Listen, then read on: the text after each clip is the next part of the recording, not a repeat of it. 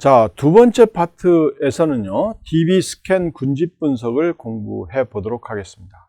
DB 스캔 군집 분석의 전반적인 내용을 설명하고요.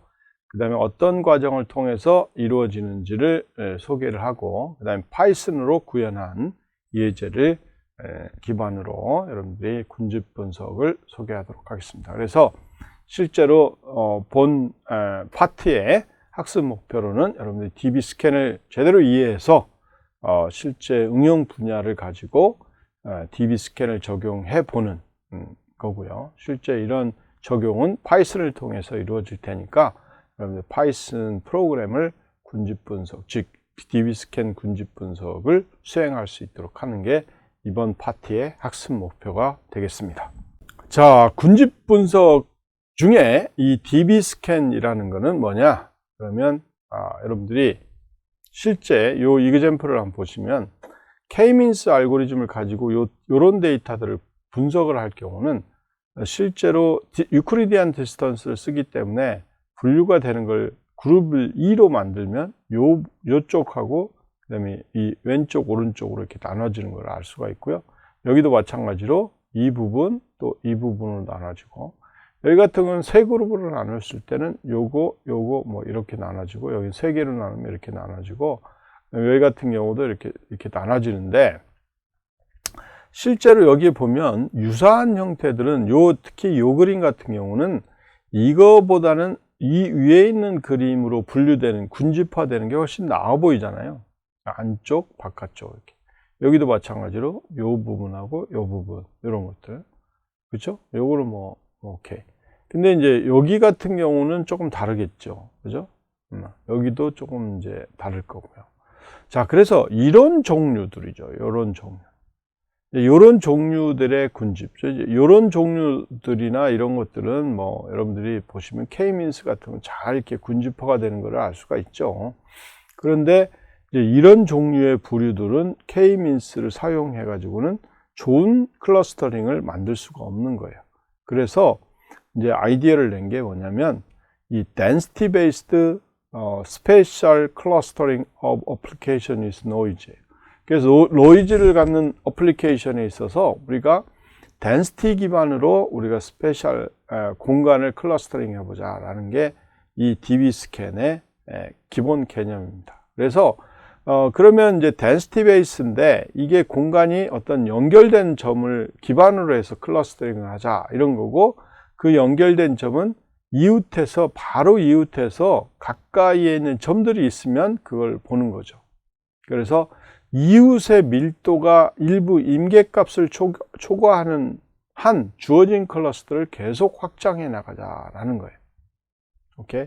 그래서 뒤에서도 설명하겠지만 어떤 특정한 점을 선택했을 때 그 점에 바로 이웃한 아주 가까이에 있는 점들이 있으면 그 점을 선택해서 우리가 같은 클러스터로 구분해 보자라는 게 이 DB 스캔의 기본적인 아이디어입니다. 그래서 실제로 이제 맥의 변수가 두 개가 필요한데요.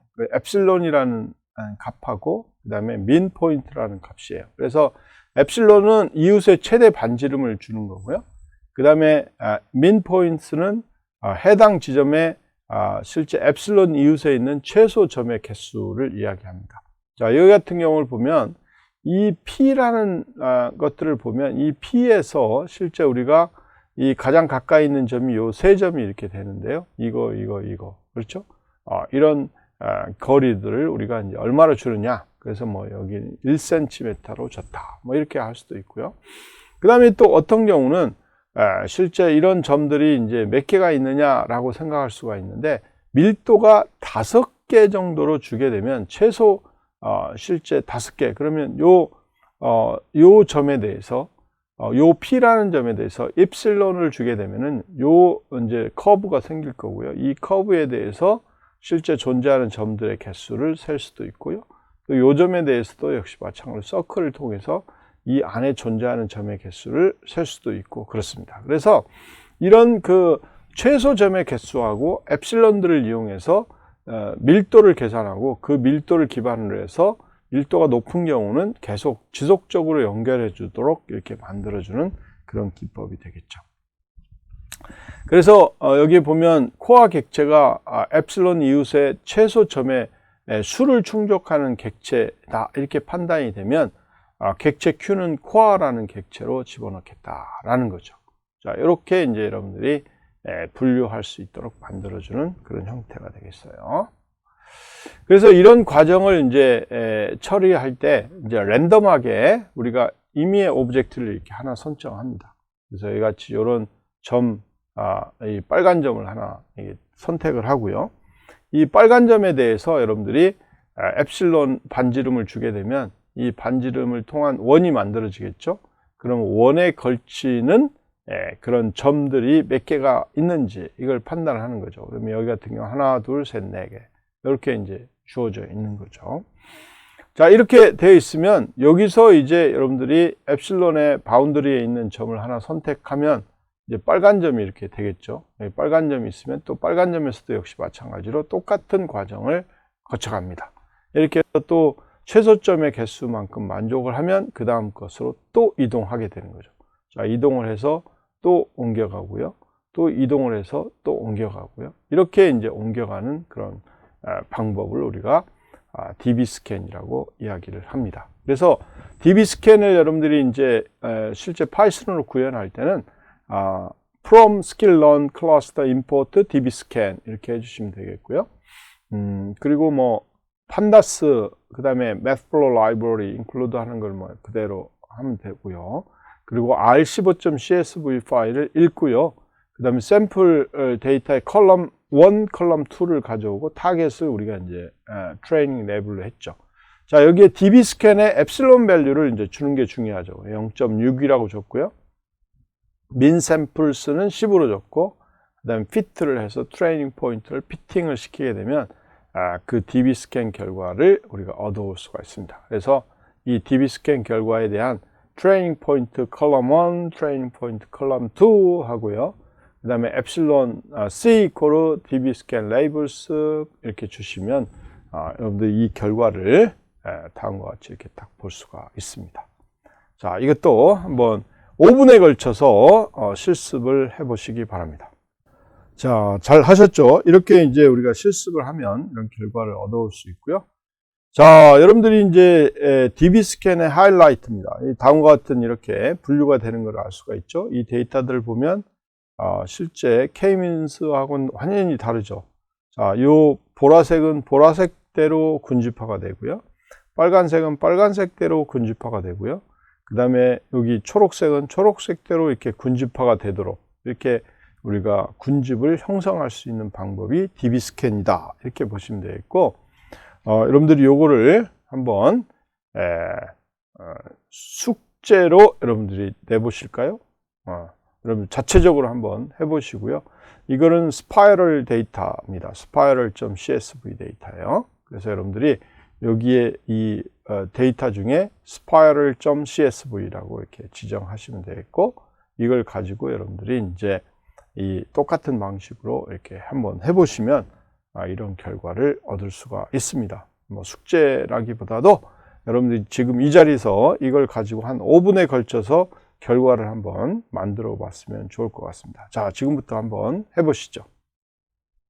자, 여러분들 소스를 보지 않고 여러분들 스스로 이제 한번 이렇게 해보는 거는 처음일 것 같은데요. 이런 실제 그림의 데이터가 주어졌을 때 실제 db스캔을 이용한 클러스터링 기법들을 충분히 이제 한번 해볼 수 있다는 게 여러분들한테 큰 경험이니까 보지 않고 여러분들이 한번 직접 해보는 게 중요합니다. 자, 이번 파트에서는 우리가 db스캔 군집 분석을 배우게 됐는데 다음과 같은 문제풀이들을 해보도록 하겠습니다. 그래서 db스캔 군집 분석의 개념을 한번 설명해 보시죠. db스캔은 기존의 K-민스의 그 유클리디안 디스턴스라기보다는 여러분들 density 베이스로 이제 한번 해보겠다 이런 거죠. 그래서 그 density는 여러분 어떤 매개변수를 이용했죠? 첫 번째는 엡실론 매개변수, 그 다음에 최소 포인트의 개수, 이걸 통해서 여러분들이 이제 군집화를 수행한 그런 과정이라고 보시면 되겠죠. 자, 두 번째 문제요. DB 스캔과 K-민스 군집 분석의 차이점을 설명하시오. 뭐 가장 큰 차이는 그거죠. K-민스는 유클리디안 디스턴스를 사용했다는 거. 그다음에 DB 스캔은 덴시티 기반의 우리가 클러스터링을 했다는 거죠.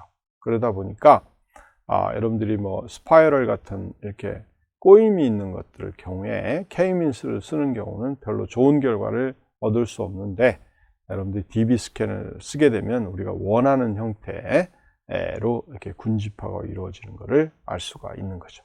자, 세 번째 문제는 뭐 거의 비슷한 내용이네요. 그래서 DB 스캔을 적용해서 군집 분석하기 좋은 분야를 한번 제시를 해 보시죠.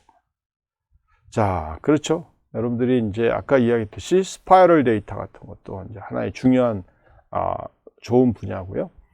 또 여러분들이 이제 반도체 칩 같은 경우가 있을 텐데, 이 반도체 같은 경우도 어떤 특정한 부위에서 이제 에러가 날 수가 있는데, 그 부위가 주로 이제 바운더리 같은 부분에서 에러가 날 수 있습니다. 그래서 에러가 나는 부위를 이렇게 쭉 찾아가면서 우리가 군집화를 하게 되면 아주 좋은 결과를 낼 수 있다. 이렇게 보시면 되겠습니다. 자, 이번 파트를 요약하면은요, 여러분들이 이제 또 K-민스하고 다른 어떤 밀도 기반의 군집화 방법 중에 하나인 그 DB 스캔에 대한 개념을 공부를 했고요.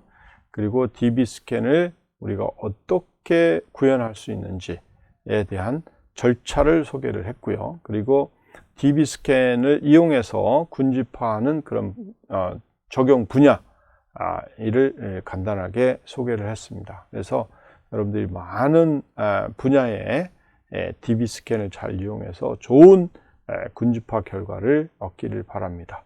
예, 수고하셨습니다.